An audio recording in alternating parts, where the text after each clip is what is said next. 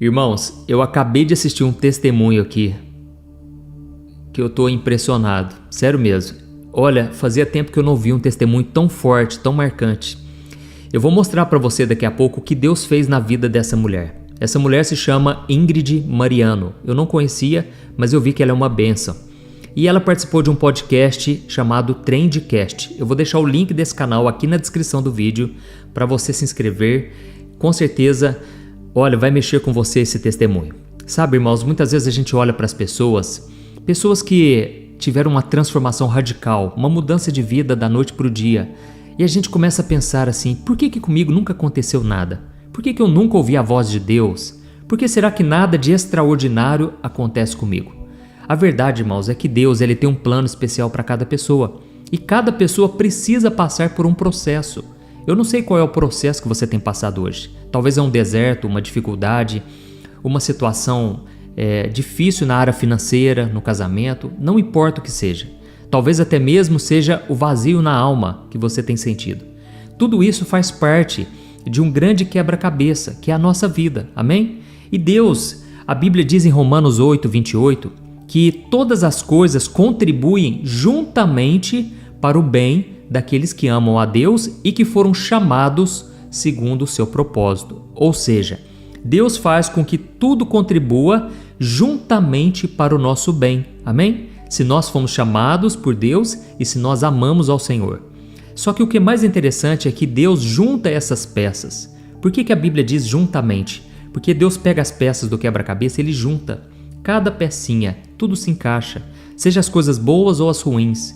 E o testemunho dela é um testemunho muito real, porque não foi uma vida perfeitinha, sabe? Mesmo ela tendo um chamado, as coisas não aconteceram exatamente como a gente planeja, como a gente planejou. Então, eu vou colocar aqui para você e eu só quero que você se lembre de uma coisa. A Bíblia diz em Hebreus capítulo 12 que Jesus é o nosso autor e consumador da nossa fé. Ou seja, é por meio de Cristo que a nossa fé começa. Ele planta uma fé no nosso coração para a gente acreditar em Deus, acreditar em Jesus. Essa é uma fé sobrenatural que Ele mesmo coloca em nós. Mas ao mesmo tempo, Jesus é o consumador, ou seja, é através de Jesus que a nossa fé vai ser aperfeiçoada. E pode ter certeza, irmãos, o método de Deus que Ele mais usa é o sofrimento, porque nós somos desobedientes, somos teimosos, somos rebeldes. E Deus precisa disciplinar o nosso coração, assim como um pai disciplina o seu filho a quem ele ama, entendeu? Então eu vou colocar aqui o testemunho e depois eu quero fazer uma oração por você, porque, olha, hoje vai ser um dia de milagres na sua vida. Hoje o Senhor vai marcar você para sempre, tá bom? Eu vou colocar aqui, presta muita atenção, mas ouça esse testemunho com o coração aberto, certo? Sem bloqueio, sem preconceito. Creia que Deus, o Deus Todo-Poderoso, Criador dos céus e da terra, vai falar com você profundamente agora, tá bom? Eu vou colocar. Você sabe que Deus me marcou, né? Que é o que faz eu não querer desistir. Eu sou apaixonada por Jesus. Aos 9 anos eu perdi meu pai numa chacina. Para os 10, 11 anos de idade, minha mãe entrou no tráfico de drogas para poder me sustentar. E eu participei do tráfico de drogas junto com a minha mãe. Inclusive, eu fumava maconha com a minha mãe. Eu bebia com a minha mãe, eu ia para as baladas, pros risca-faca da vida com a minha mãe. E nesse período eu sofri 2 abusos, 2 molestações. Não podia contar para ninguém. Ali abriu-se muito traumas na minha vida. Mesmo estando no mundão, né, com a minha mãe, a gente tinha uns vizinhos crentes que nos convidavam para ir para a igreja. Por isso que é muito importante as pessoas ainda convidar as pessoas a cultuar. E um dia eu decidi ir. Quando eu entrei naquele lugar, naquela igreja, cadeira de banco, igreja simples, o grupo de louvor louvando, e eu comecei a sentir algo diferente. Daqui a pouco o pastor começou a ministrar e começou a vir uma sensação muito diferente, que para mim na época era muito estranha. Eu falei, meu Deus, que é isso? E daqui a pouco eu comecei a chorar.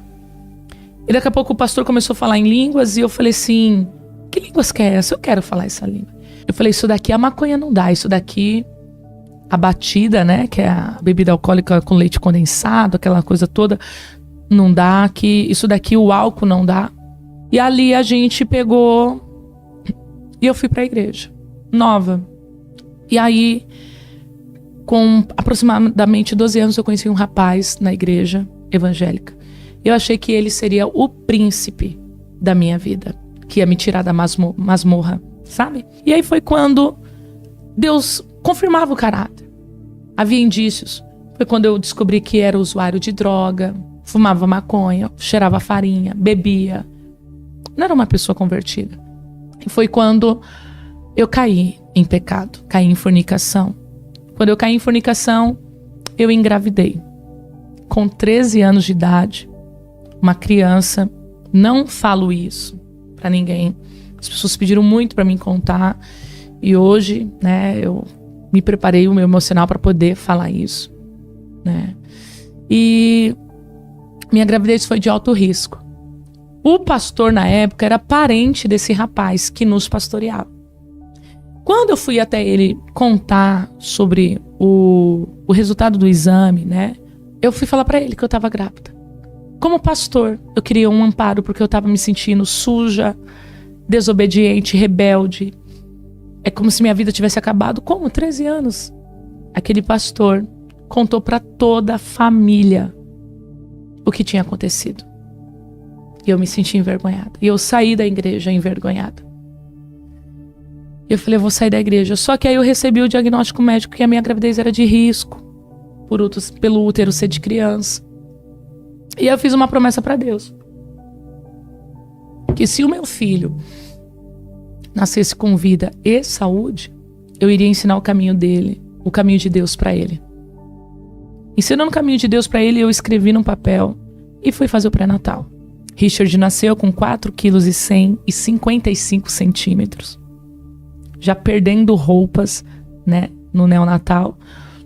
Só que passou-se 2 anos e meio e eu esqueci da promessa, porque a gente faz promessa para Deus no momento da luta, da prova. É quando tudo fica bom, a gente esquece. E ali eu tinha um chamado. Então eu já tinha tudo para ser alguém de Deus, uma improvável, porque Deus sempre escolhe quem é improvável. Deus não escolhe o bom, Deus escolhe o ruim, o quebrado, o destruído, né? O sem futuro. É esses que Deus escolhe. Deus é especialista em pegar em quem é lixo e tornar em luxo. E ali a gente pegou, eu esqueci. Cheguei num culto, Deus pegou uma pastora e disse: Ingrid, você tá firme com Jesus? E eu disse: não tô. Papai, lembra? Falava que eu tinha que estudar, respeitar os mais velhos, mamãe também a mesma coisa. Porque por mais que a minha família era disfuncional, eles tinham alguns princípios morais. E ele disse, respeita os mais velhos. Eu virei pra pastora, eu disse, não tô firme. Ela falou, pois volte pra Deus pelo amor, porque se você voltar pela dor, vai ser mais difícil. E naquele momento, eu virei as costas e falei comigo, quem essa pastora pensa que ela é pra falar que eu vou voltar pela dor? Deus vai me obrigar a voltar para a igreja? Deus vai fazer com que eu entre na igreja numa cadeira de roda, em cima de um leito, de um hospital? Que Deus vai pôr a mão na minha vida? Eu não sou obrigada, eu não quero ir para a igreja agora, eu não tenho tempo, eu sou nova, né? Eu tenho uma vida pela frente. E olha o que fizeram comigo na igreja. Expuseram uma falha minha, um pecado meu. E aí foi quando... Irmãos, só uma pausa aqui rapidinho. Quantas pessoas estão assim hoje, né?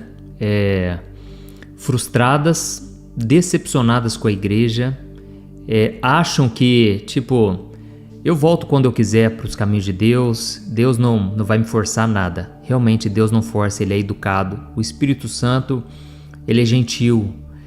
Mas irmãos, a gente tem que pensar numa coisa, quando a gente fecha a porta para Jesus, a gente está fechando a porta para o único meio de salvação para nós, entendeu? Não existe outro caminho.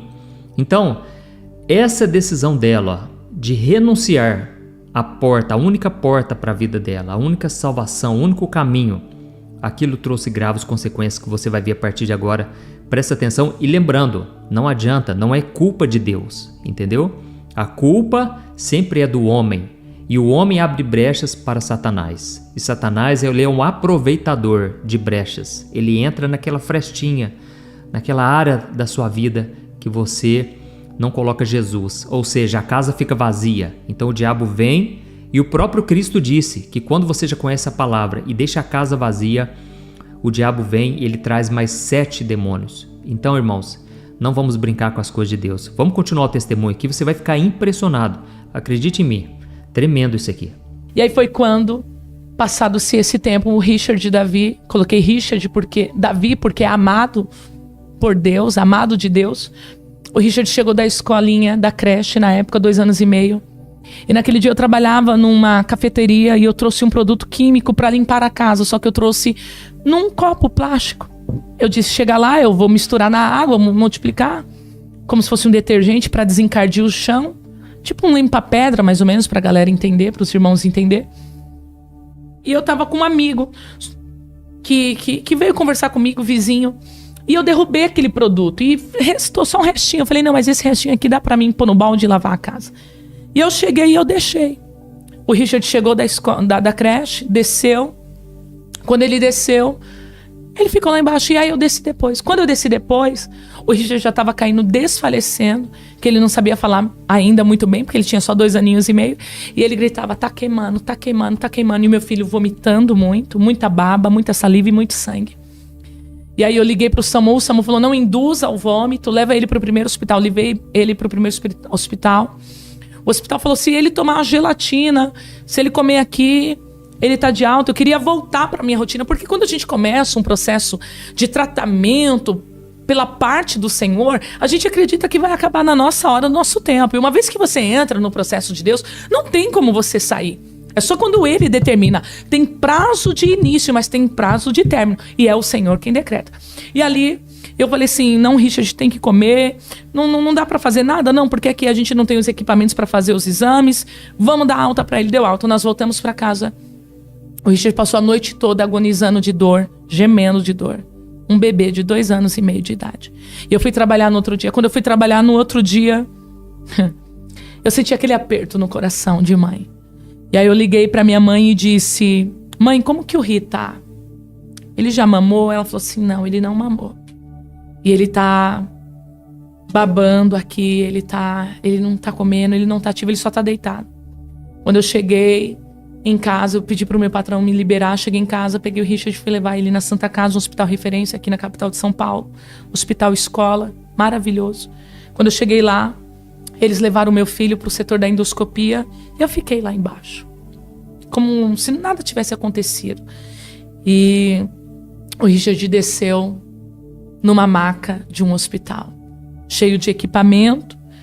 Levaram o Richard para uma enfermaria e disseram, nós não sabemos ainda o que seu filho tomou, mas o que ele tomou queimou a boca, a garganta, o esôfago e o estômago.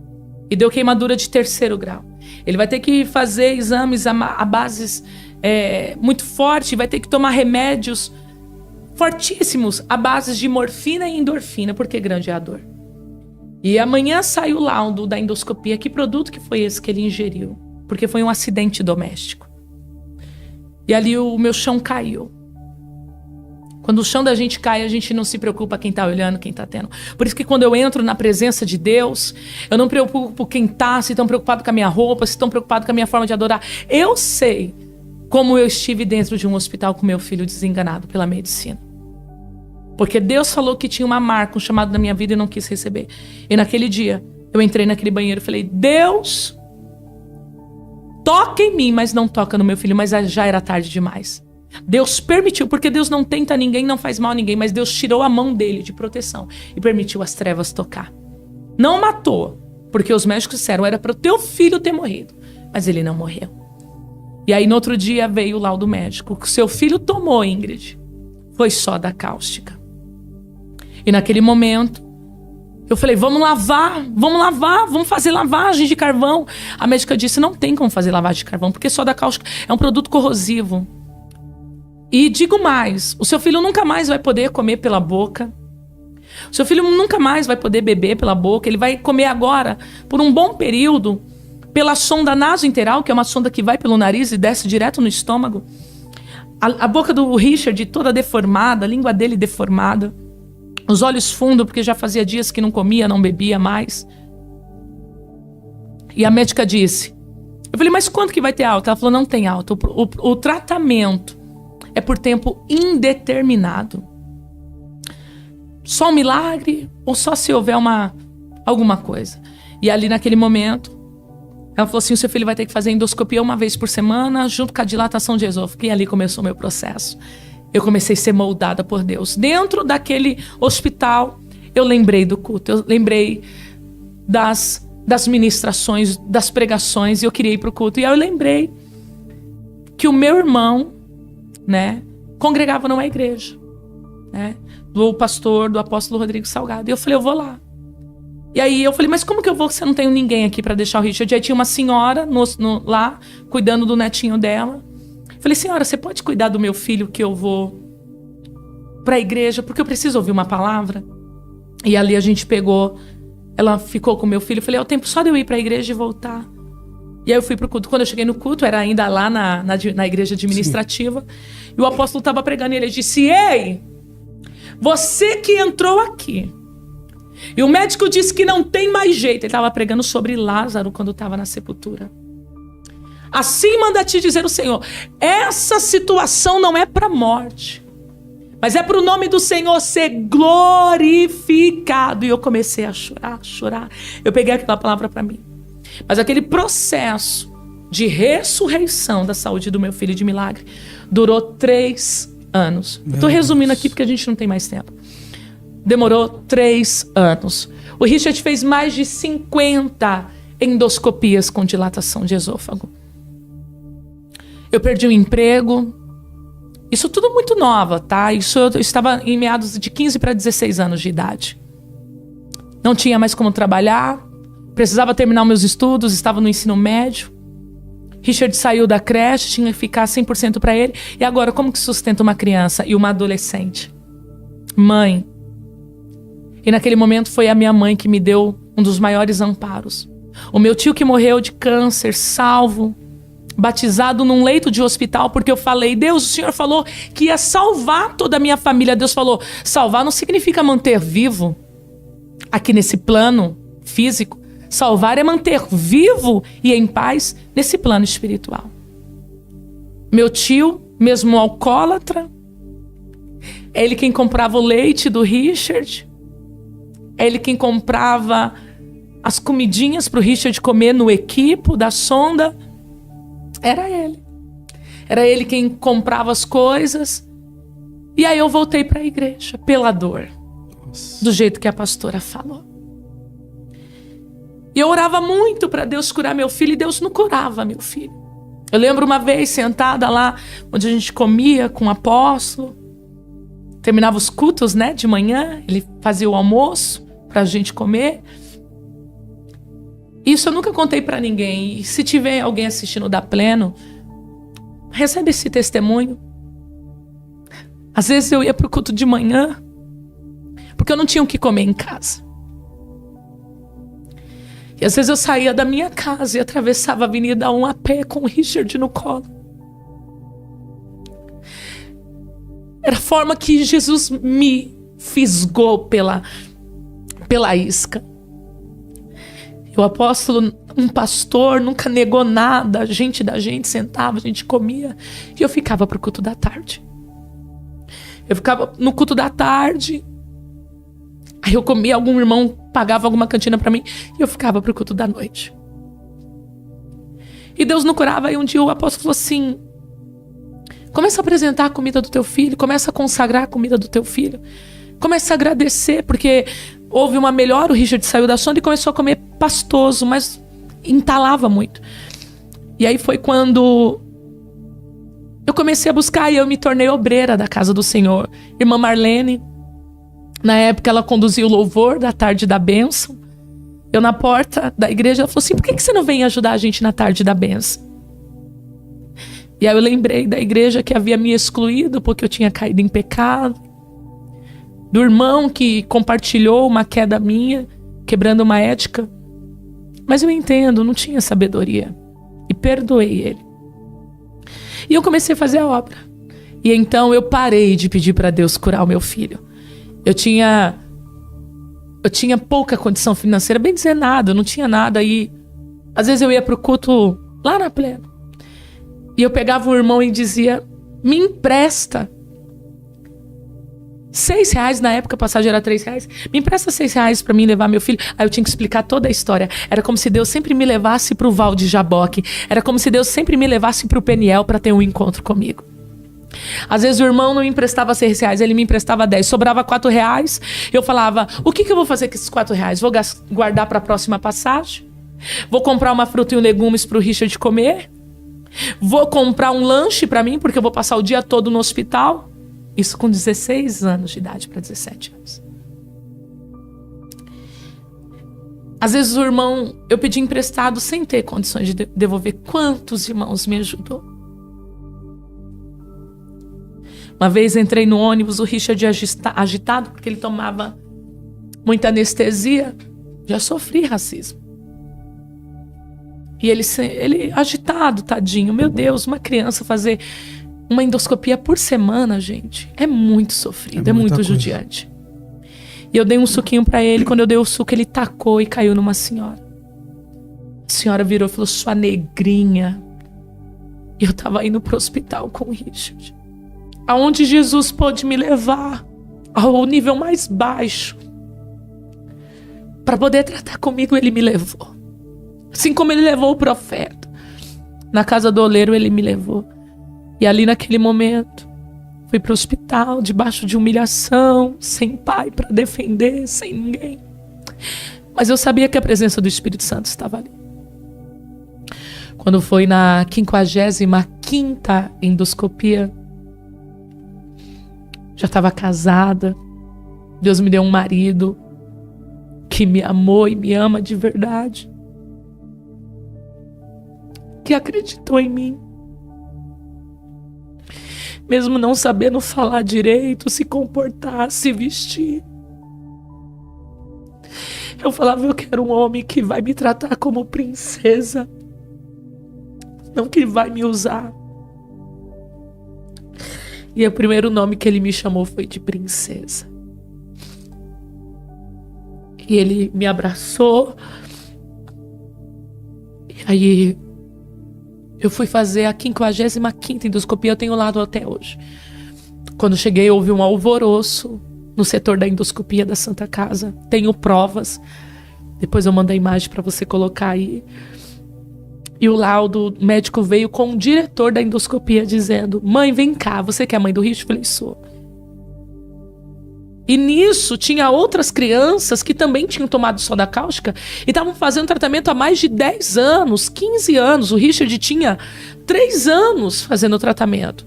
Crianças que ficou com a boca deformada, a boca do Richard voltou ao normal, a língua do Richard voltou ao normal. Eles me chamaram e disseram, olha, a gente não sabe o que aconteceu, mas está cicatrizado por dentro. Meu Deus. O Richard está recebendo alta do tratamento dele. Meu Deus do céu. Aquele dia eu glorifiquei ao Senhor. E eu nunca mais saí da presença de Deus. Nunca mais.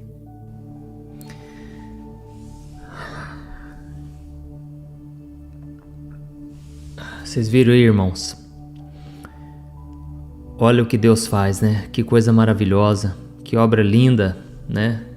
Talvez você está aí me ouvindo e você hoje está no fundo do poço e esse testemunho mexeu muito com você porque parece que você é sozinho nesse mundo, não tem ninguém. Você está aí sozinho no quarto agora e parece que assim, o mundo te abandonou, o mundo te deixou de lado, mas Deus, Ele te vê, amém? Jesus, Ele te ama, Ele derramou o sangue dele por você lá na cruz do Calvário. E hoje eu estou aqui para te dizer, Ele vai te levantar do pó. Ele vai tirar você desse calabouço, dessa situação que você está enfrentando e Ele vai escrever uma nova história. E tudo vai depender da sua entrega a Ele, porque não é você que vai sair desse deserto, não é você que vai dar a volta por cima, coisa nenhuma.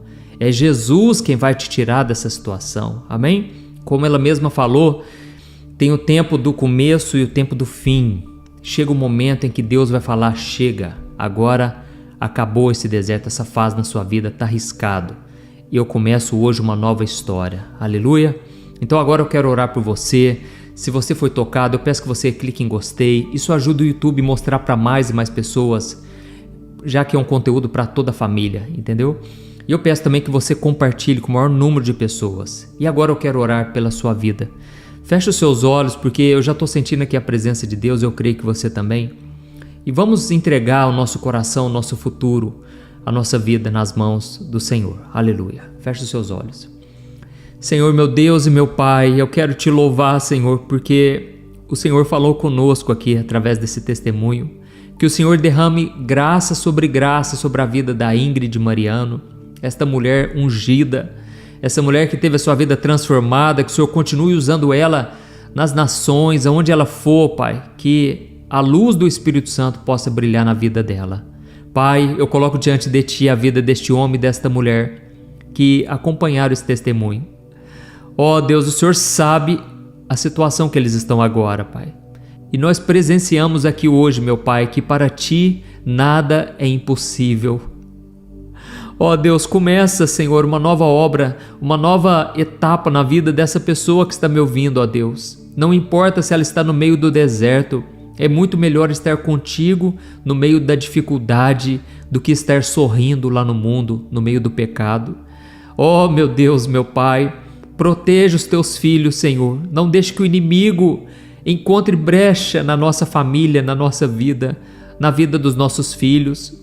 Ó meu Deus, meu Pai, eu te peço, blinda a nossa casa, guarda os nossos filhos, meu Pai, guarda a nossa vida, o nosso cônjuge, os nossos pais. Tem compaixão de nós, Senhor. Nós somos falhos, nós somos pecadores, mas o Senhor derramou o Teu sangue em nosso favor, Jesus. E agora eu te peço, Senhor, salva essa pessoa que está me ouvindo agora. Escreve o nome dela no livro da vida. Que ela venha, Senhor, estar contigo hoje, mas que nunca mais ela venha se afastar de Ti. Eu oro também, meu Pai, por esta ovelha perdida, esta ovelha que um dia ouviu a Tua voz, mas à medida em que ela foi caminhando com o Senhor, outras coisas chamaram a atenção dela e ela se desviou. O pecado a distraiu, ou talvez a frustração com a igreja, frustração com pessoas. Pai, independente se nós estamos tristes, cansados, frustrados, nós reconhecemos aqui agora que Tu és fiel, o Senhor jamais nos abandona, o Senhor continua nos amando e o Senhor continua acreditando em nós. Por isso nós Te agradecemos e nós entregamos agora nas Tuas mãos. Entregamos o nosso futuro, a nossa vida e até mesmo os nossos problemas. Tudo é Teu, Senhor. Assim como o Senhor endireitou os meus caminhos, assim como o Senhor mudou a vida desta mulher, muda a vida também, meu Pai, de cada pessoa que está me ouvindo agora. Escreve uma nova história para a honra e para a glória do Teu nome, Senhor. É em nome de Jesus que eu oro e Te agradeço. Amém. Glória a Deus. Aleluia. Oh, meus amados, eu creio que Deus ouviu nossa oração hoje. Eu creio que Deus vai completar essa boa obra que Ele começou na sua vida, tá bom? Eu peço agora que você faça o favor, clique aqui embaixo no botão compartilhar, selecione o WhatsApp, envie para pelo menos 5 a 10 pessoas. Irmãos, isso aí não é nada. Deus pode fazer um milagre na vida dessas pessoas que vão receber esse link aqui agora. Simplesmente escreva aí, olha, Deus tocou meu coração para te enviar esse testemunho. Isso vai encorajar, transformar essas vidas também. Amém? Que Deus te abençoe. Eu te espero então no próximo vídeo. Um grande abraço. Fique na paz do Senhor.